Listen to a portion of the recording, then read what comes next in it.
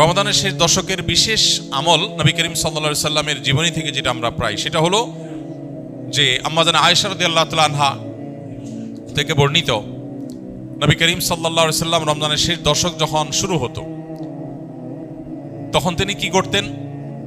কানান নবী সাল্লাল্লাহু আলাইহি সাল্লাম ইদা দাখালাল আশর, রমজানের শেষ দশক যখন শুরু হতো, আহিয়া লাইলা, নাম্বার 1, তিনি রাত জেগে ইবাদত করতেন। অনেক মুহাদ্দিসগণ, অনেক হাদিস বিশারদগণ বলেছেন এর অর্থ হলো রাতে তিনি ঘুমোতেন না শেষ দশক। আবার অনেক মুহাদ্দিসগণ বলেছেন কুমিল লাইলা ইল্লা কালিলার উপর আমল করে সামান্য ঘুমাতেন, বেশিরভাগ রাতে ইবাদত করতেন। তাহলে 1 নম্বর আমল হলো শেষ দশকের প্রতিটা রাত জেগে ইবাদত করা। নাম্বার 2, ওয়াইকাযা আহলাহ, নফল আমলের জন্য অন্য কোনো সময় পরিবারকে ডেকে তুলতেন না, কিন্তু রমজানের শেষ দশক পরিবারকে ঘুম থেকে ডেকে তুলতেন ইবাদতের জন্য। তার মানে পরিবারকে ইবাদতের জন্য উদ্বুদ্ধ করতে হবে। 3 নম্বর, ওয়াশাদ্দা মিজারা, তিনি ইবাদতের জন্য কোমর বেঁধে নিতেন।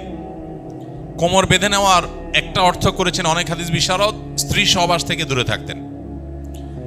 আরবরা এরকম কোমর বেঁধে নেওয়া বলতে এরকম ইঙ্গিত করে থাকে।